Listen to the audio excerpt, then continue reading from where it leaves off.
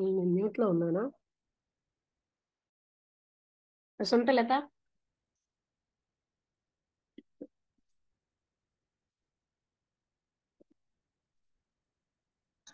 Lakshmi. Hello. మొదలెడతావా? ఆ, ఏ ఏ talk 217. ఇవాళ book తీయట్లేదు నేను.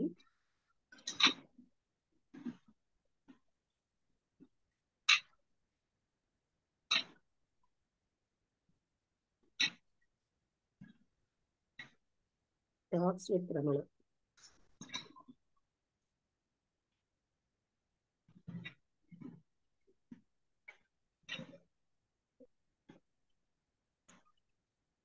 రెండు వందల 17. ఓ.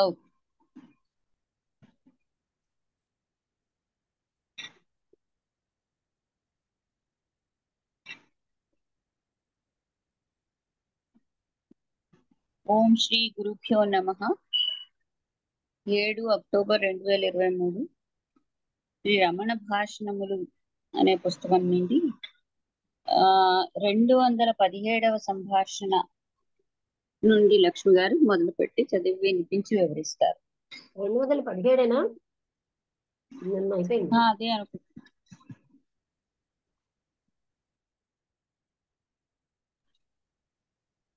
బోస్ నాయన బొంబాయి నుంచి వచ్చారు.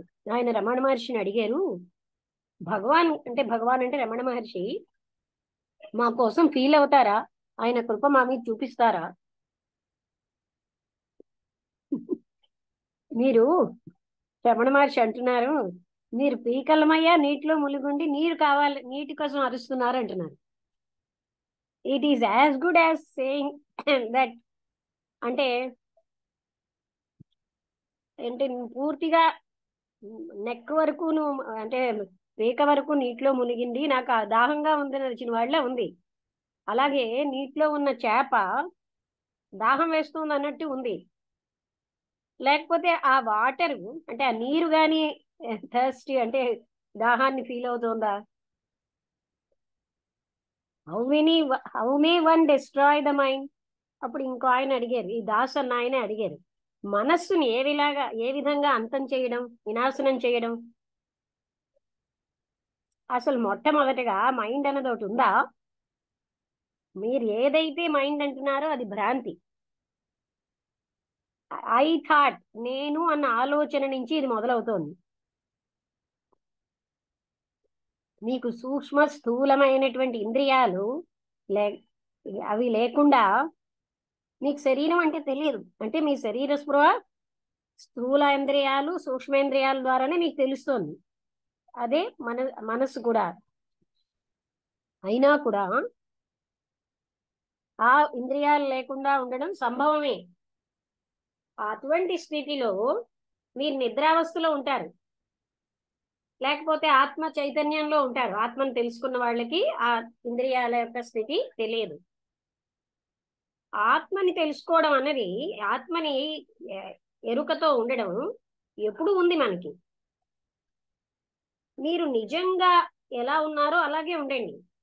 ఈ ప్రశ్న అప్పుడు రాదు. అంటే మీరు ఆత్మస్థితిలోనే ఉన్నారు, అందుకని అప్పుడు ఈ ప్రశ్న రాదంటున్నారు. అయితే శరీరం అనే భావన మనకి ఆత్మని అంటే తెలుసుకోవడానికి ఒక అడ్డ. మనం ఎప్పుడు శరీరానికి మనసుకి అతీతంగానే ఉంటున్నాం. ఒకవేళ ఈ శరీరమే మీరు ఆత్మ అని భావిస్తే, అంటే శరీరాన్ని ఆత్మగా భావిస్తే అప్పుడు నీకు అది అడ్డు. శరీరాన్ని ఆత్మగా అంటే నేనే శరీరాన్ని అని, ఆత్మే శరీరం అని భావించినంతసేపు అది అడ్డు కాదు. అయితే ఈ శరీరం గాని మనస్సు గాని ఆత్మకి ఏమైనా ఉపయోగమా? అవును, అది ఆత్మ సాక్షాత్కారానికి పనికొస్తున్నాయి. మీకు అర్థమైందా ఈ ప్రశ్న? ఇది చిన్నగా ఉంది కనుక ఇంకోటి చదువుదామే. అర్థం అవ్వకపోతే ఇక్కడ అడగండి, మళ్ళీ మీకు గుర్తుండదు కనుక. ఎవరు రాజుగారంటే పల్లెటి రాజుగారేనా? అన్మ్యూట్ చేసుకుని మాట్లాడండి.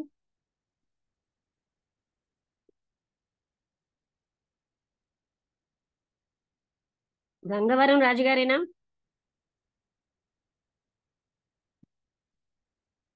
శారద గారు అర్థమైందా? రాజుగారు మీరు అన్మ్యూట్ చేసి మాట్లాడండి. నమస్తే మేడం. ఆ, అది కొంచెం కన్ఫ్యూజింగ్ గానే ఉంది మేడం. అంటే అర్థమైనట్టు అనిపిస్తుంది కానీ స్కిప్ అవుతుంది. అంటే మనం ఎప్పుడూ అంటే మనకి ఆత్మస్థితిలోనే ఉన్నాము అని ఆయన చెప్తున్నారనమాట. కానీ మనకి శరీరం నేను అనుకోవడం వల్లే అడ్డవుతుంది. శరీరం ఆత్మ అనుకోనంతసేపు అడ్డే లేదు. భగవంతుడికి మా మీద అంటే భగవానికి మా మీద కృప ఉందా అంటే పీకల మొయ్య ఉన్నా మీకేమో నీరున్నా మునిగిపోయి నీరు కావాలన్నట్టు మీరు ఉన్నదే కృప, మీరు ఇంకా కృప కావాలంటున్నారు అన్నట్టుగా అడిగారు. అర్థమైందా? అంటే మీరు పూర్తి అంటే కృపా ఆత్మస్థితి సముద్రంలో ఉండి కృప కావాలని అడుగుతున్నారని. అంతే అర్థమైంది. ఆ పాయింట్ అర్థమైందా?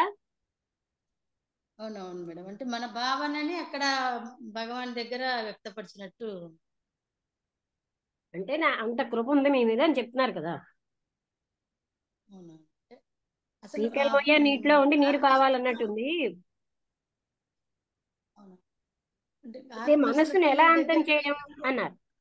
అది అర్థమైందా మీకు? ఎక్కడ అర్థం కాలేదో అడగండి. నాకు అర్థమైనట్టు ఇప్పుడు ఆత్మస్థితి అన్నప్పుడు నీలో ఉన్న ఆత్మ అంటే మొత్తం అంతా ఒకటే అయినప్పుడు ఇక్కడ మళ్ళీ కృపకు దానికి దీనికి అనే దానిలో తావు ఉండదు కదా అనేది ఆ? అదేనా మేడం? ఆత్మస్థితి అంతా ఒకటే అయినప్పుడు అంటే నీలో ఉన్న పరమాత్మ నాలో ఉన్న పరమాత్మ అంతా ఒకటే అయినప్పుడు ఇంకా వేరే దానికి అంటే అంటే కృప, దయ, జాలి, దయ ఇట్లాంటి అలా వాటికి కాదు, అలా కాదు. అన్నిటికీ. మీకు అనంతమైన కృప ఉంది, మీరు గ్రహించట్లేదని. పీకల మొయ్య నీటిలో ఉండి నీరు నాకు కావాలన్నట్టుందంటే అంత కృప ఉంది మీ మీద అని చెప్పడం.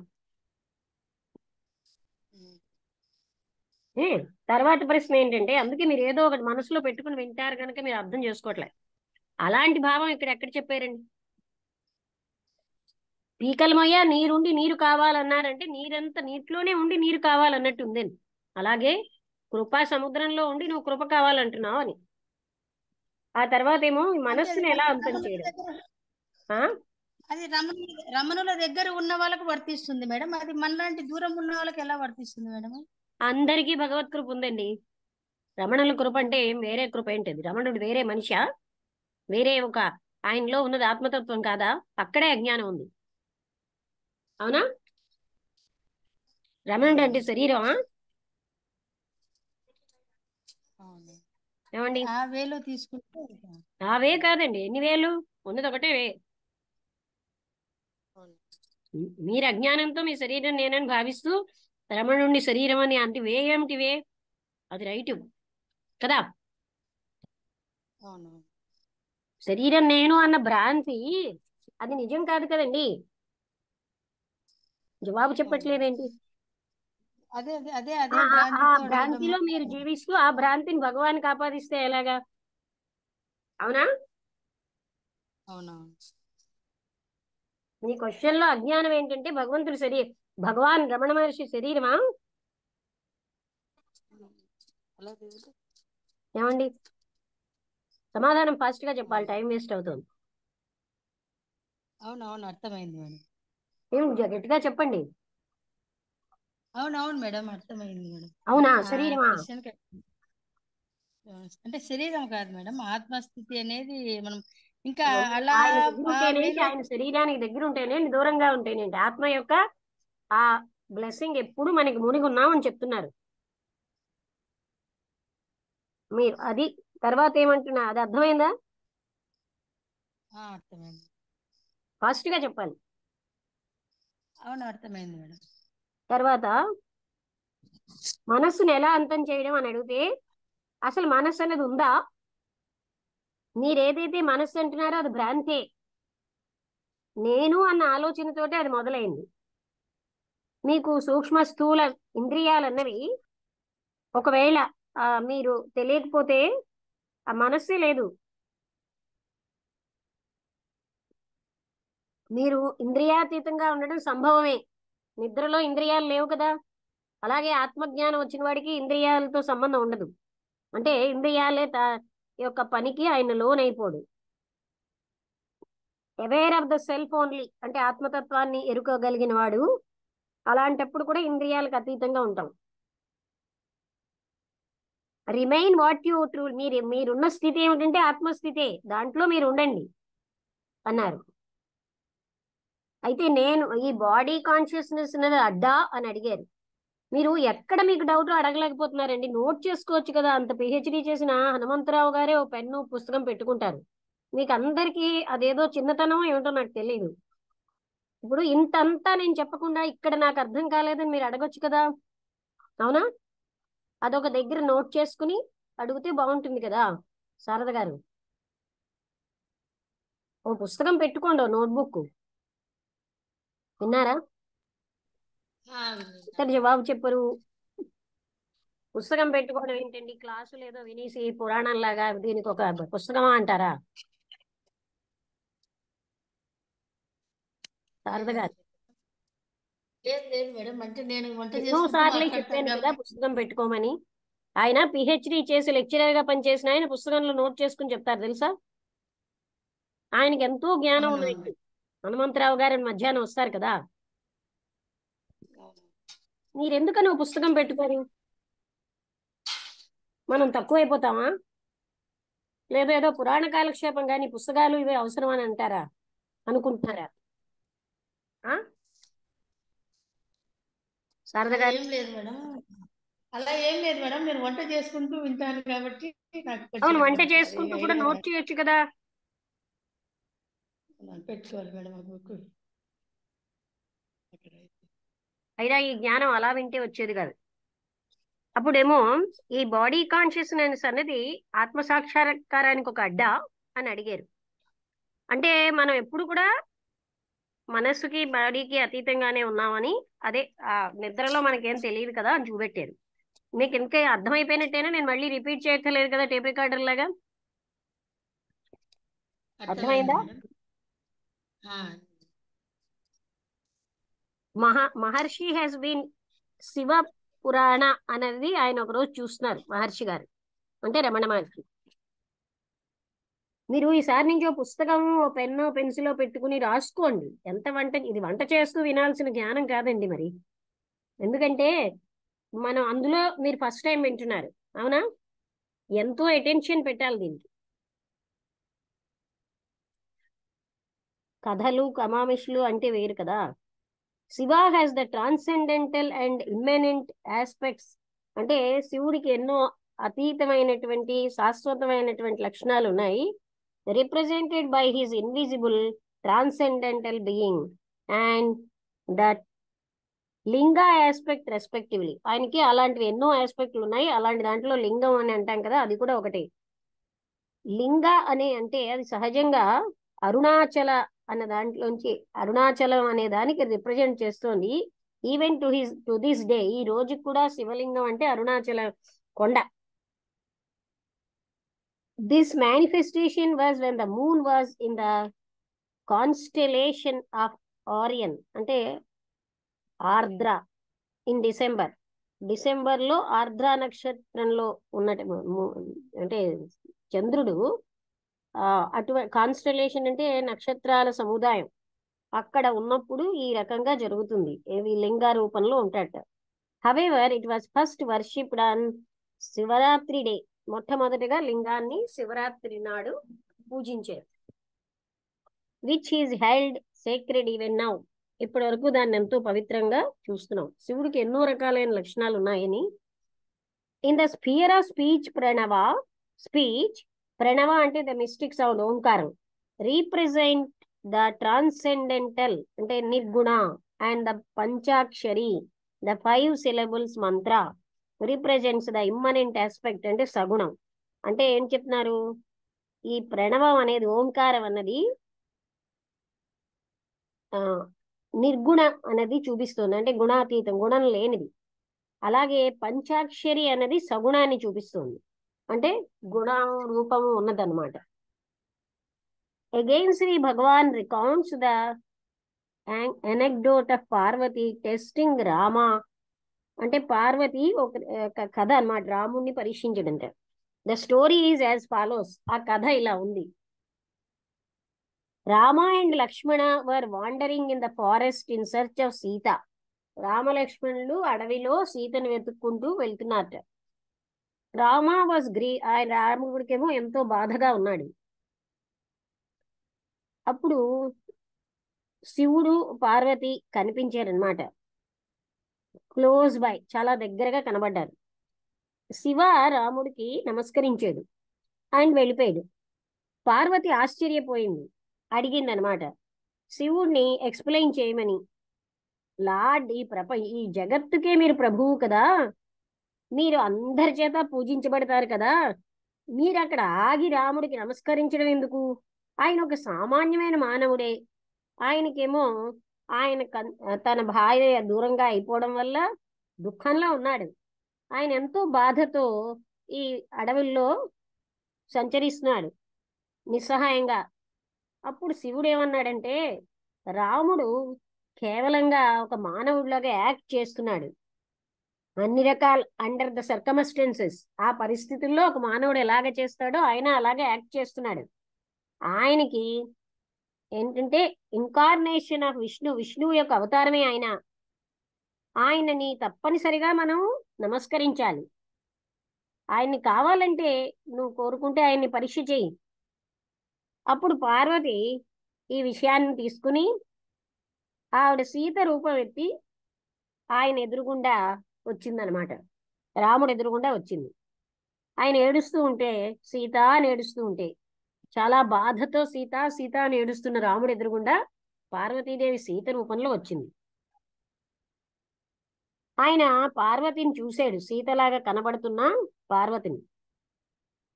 చిరునవ్వి నవ్వి అడిగాడు, ఎందుకని పార్వతి మీరు ఇక్కడ ఉన్నారు? శివుడు ఎక్కడున్నాడు?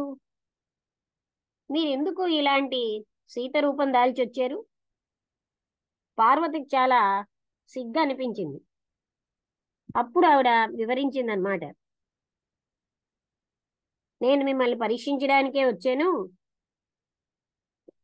మిమ్మల్ని శివుడు ఎందుకు నమస్కరించాడో ఎక్స్ప్లెనేషన్ అడిగినప్పుడు ఆయన చెప్పిన దానికి నేను ఇలా వచ్చానని ఆవిడ చెప్పింది. రాముడు అప్పుడు చెప్పాడు, మేమందరం కూడా శివుడి యొక్క భాగాలమే. ఆయన్ని మేము పూజిస్తున్నాం. కనబడగానే ఆయన్ని జ్ఞాపకం చేసుకుంటున్నాం, ఆయన లేనప్పుడు కూడా అని చెప్పాడు. అందుకే ఒక దగ్గర హనుమంతుడు అంటాడు, తారక నామము జపించు శివుడే. శివుడు రామనామాన్ని, రాముడు శివనామాన్ని ఉచ్చరిస్తూ ఉంటారు, ఎందుకంటే వీళ్ళందరూ లోపల ఒకటే. అర్థమైందా ఈ పాయింట్ అందరికి? శారద గారు అర్థమైంది మేడం. ముందు కూడా ఒకసారి వచ్చింది అంటే శివుడు రాముడు అందరూ ఒకటే. అంటే ఆ వెంటనే శివుడు రాముడు గ్రహించేస్తాడు ఆవిడ పార్వతిని. రామకృష్ణ స్వామి ఇంకోటి, a long resident disciple. Ramakrishna Swami ఆయన చాలా ఏళ్ళే అక్కడ డిసైపుల్ అంటే శిష్యుడుగా ఉన్నారు రమణ మహర్షికి. ద మీనింగ్ ఆఫ్ త్వయ్యారుణాచల సర్వం, ఏ స్టేంజా ఇన్ ద 5 hymns. 5 శ్లోకాలలో ఒకటి ఏంటంటే త్వయ్యారు అరుణాచలం అంటారు. మహర్షిని మీనింగ్ అడిగేట్టు దానికి. మహర్షి ఏం చెప్పాడంటే, ఆయన చెప్పారనమాట చాలా డీటెయిల్డ్గా, ఈ జగత్తంతా ఒక పెయింటింగ్, ఒక తెర మీద. ఆ తెర ఎర్రటి కొండ అన్నమాట, అదే అరుణాచలం. అంటే ఆ ఎర్రటి కొండ అయిన అరుణాచలమే ఈ జగత్తు. ఏదైతే ఉదయించి అస్తమిస్తోందో, అది ఎక్కడి నుంచి ఉదయించిందో అక్కడికి అస్తమిస్తోందో అదే.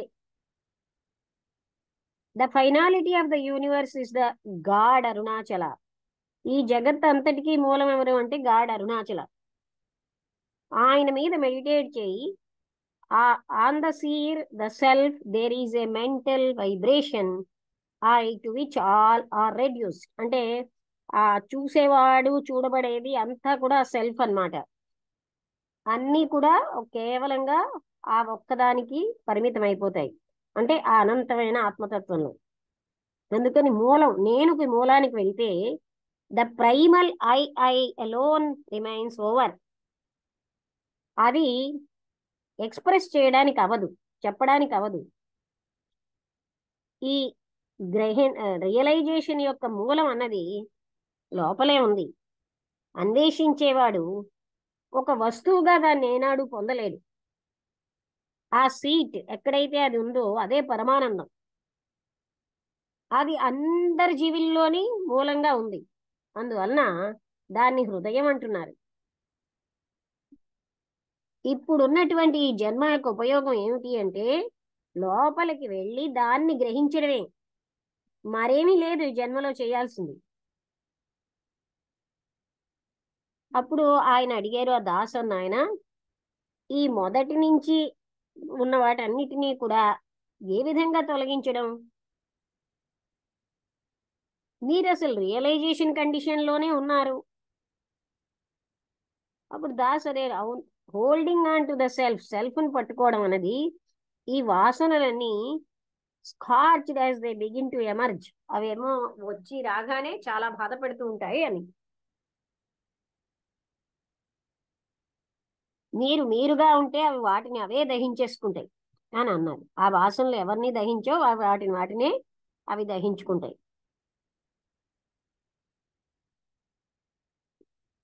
అర్థమైందా?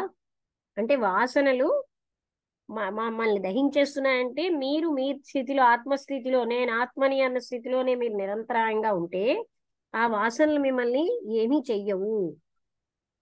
అవి వాటినే దహించేస్తాయి. అంటే వాసనలన్నీ పోతాయి. అంటే మనమేమో ఆత్మస్థితిలో ఉండి మనం తెలియక శరీరం నేను అన్న భావనలో జీవిస్తున్నాం. అందుకని ఆయనేమో ఈ వాసనలు అవన్నీ అంటే నువ్వు ఆత్మస్థితిలోనే ఉన్నావు, నీ స్థితిలో ఉంటే ఆ వాసనలు నిన్నేమి చెయ్యవు అని చెప్పారు.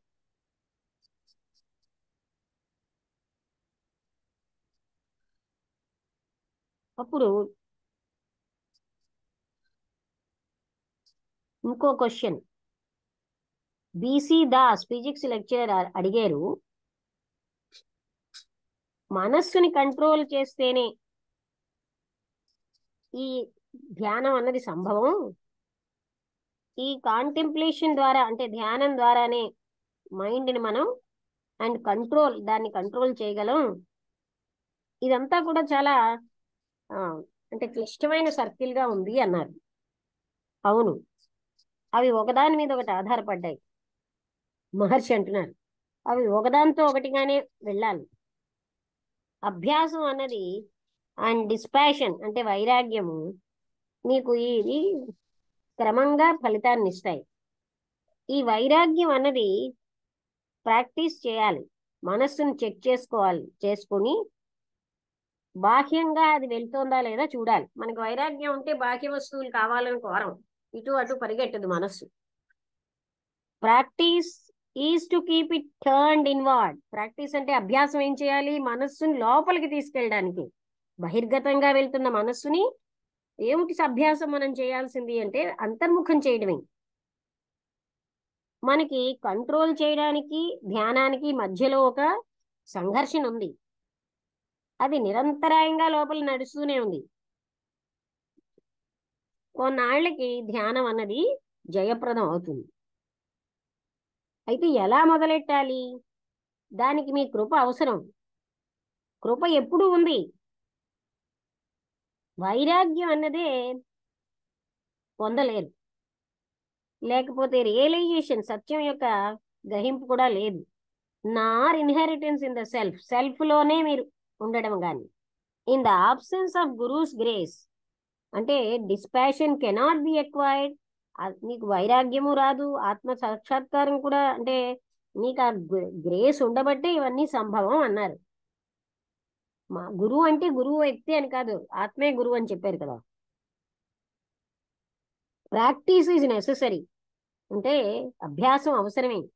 అది ఎలాంటిదంటే ఒక బుల్ అంటే ఎద్దుని, సరి కంట్రోల్ లేని ఎద్దుని అది ఎక్కడో ఒక దాని దగ్గర